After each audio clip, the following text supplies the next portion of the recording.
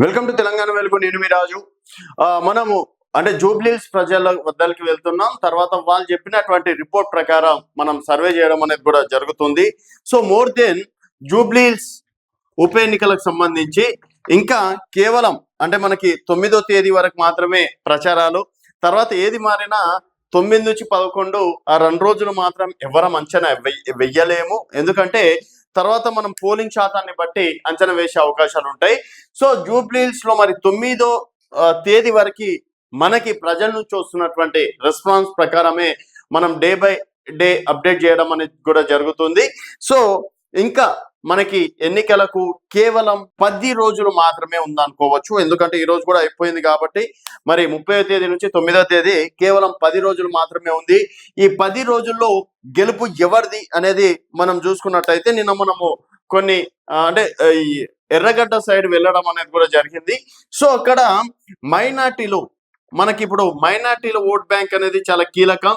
So ఈ మైనార్టీలలో దాదాపుగా 1,00,000 ఓటర్లు ఉన్నారు. ఎందుకంటే ఒక 20,000 వేసారో వెయ్యరో అనేది పక్కన పెడితే ఈ 1,00,000 ఓట్ బ్యాంక్ అనేది వేశారు కాబట్టి సో మైనార్టీల ఓట్ బ్యాంక్ నిన్న మనం 10 మందిని అడిగితే అందులో 5 మంది మాత్రం కాంగ్రెస్ చెప్పడం అనేది జరిగింది. 10 మంది మాత్రం ఇటు బీఆర్ఎస్ పార్టీకి సపోర్ట్ చేయడం అనేది కూడా జరిగింది. ఆ ఏరియాలో కూడా నిన్న మనం తెచ్చినటువంటి పబ్లిక్ టాక్ లో కూడా ఉండే అవకాశం కూడా ఉంది. ఎందుకంటే గతంలో కేసీఆర్ చేసినటువంటి మైనార్టీలకు సంబంధించి సంక్షేమ పథకాలు అనేది మైనార్టీలు ఒకసారిగా ఇటు బీఆర్ఎస్ పార్టీని చూస్తున్నారు. అండ్ సగానికి సగం అయితే ప్రతి ఒక్కరు నిన్న మనం అడిగిన దాంట్లో మాత్రం 10 మంది మాత్రం ఇటు బీఆర్ఎస్ కి సపోర్ట్ చేశారు, 5 మంది మాత్రం కాంగ్రెస్ కి సపోర్ట్ చేయడం అనేది జరిగింది.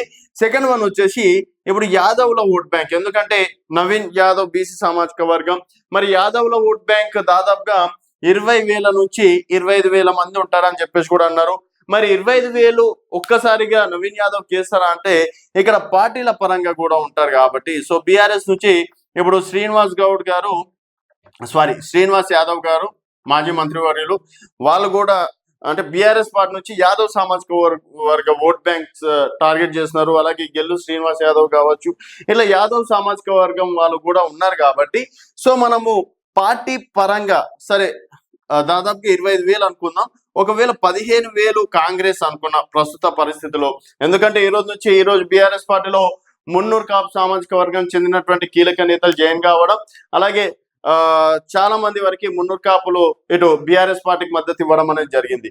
తర్వాత నిన్న కమ్మ సామాజిక వర్గం ఓట్ బ్యాంక్ ని టార్గెట్ చేస్తూ రేవంత్ రెడ్డి గారి ఇంట్లో సమావేశం కావడం అనేది కూడా జరిగింది.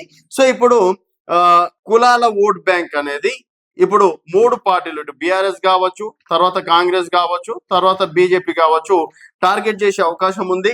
నిన్న మొన్నటి వరకు మైనార్టీల ఓట్ బ్యాంక్స్ చుట్టూ రాజకీయాలు సాగిన ఇప్పుడు కులాల వారిగా ఓట్ బ్యాంక్లని టార్గెట్ చేసే అవకాశం ఉంది. అండ్ ప్రస్తుతం ఉన్నటువంటి పరిస్థితిలో మాత్రం బీసీల ఓట్ బ్యాంక్ అనేది ఇటు కాంగ్రెస్ మరి 42% విషయంలో ఒక రకంగా ఫెయిల్యూర్ అయింది కాబట్టి బీఆర్ఎస్ పార్టీ వైపు చూసే అవకాశాలు ఉన్నాయని చెప్పేసి కూడా చెప్పుకోవచ్చు.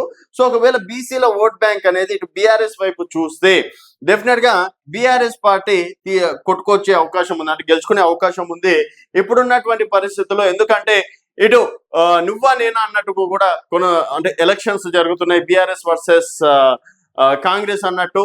సో ఈ హోరాహోరీలో ప్రస్తుతానికి ఇప్పటికీ నేను ఓపెన్ గా చెప్తుంది ఏంటంటే సరే కాంగ్రెస్ పార్టీ ఒక 10% ఓటింగ్ అనేది ముందుంజలోనే ఉంది.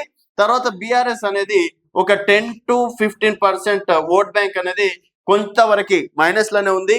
ఈ 10 రోజులు ఎందుకంటే 20% డౌన్ లో ఉన్నటువంటి బీఆర్ఎస్ కేవలం ఇప్పుడు 10-15% మాత్రమే, అంటే ఒక 10% ఓట్ బ్యాంక్ అనేది బీఆర్ఎస్ పెంచుకుంటూ వస్తుంది. ఈ 10 రోజుల్లో ఏదన్నా జరగచ్చు.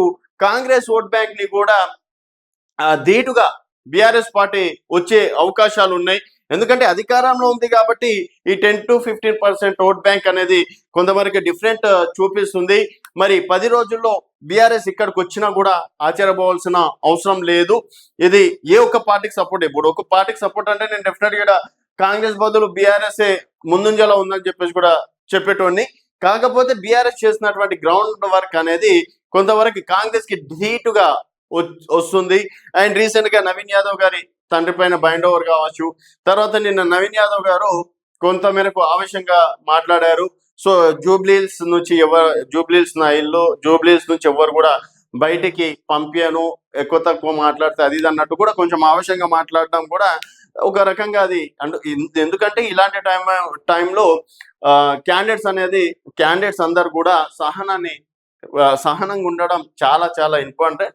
ఇలాంటి సమయంలో మాస్ పీపుల్స్ కి అట్రాక్ట్ అవుతారేమో కానీ క్లాస్ పీపుల్స్ కి మాత్రం అట్రాక్ట్ అయ్యే అవకాశాలు ఉండవు. కాబట్టి ఇలాంటి సమయంలో క్యాండిడేట్స్ మాట్లాడే మాటల పైన కూడా ఓట్ బ్యాంక్ ఆధారపడి ఉంటుంది. అండ్ ప్రస్తుతం ఉన్నటువంటి పరిస్థితిలో మాత్రం ఈ 10 రోజుల్లో ఇప్పటికీ కాంగ్రెస్ కొంత ముందంజలో ఉంది.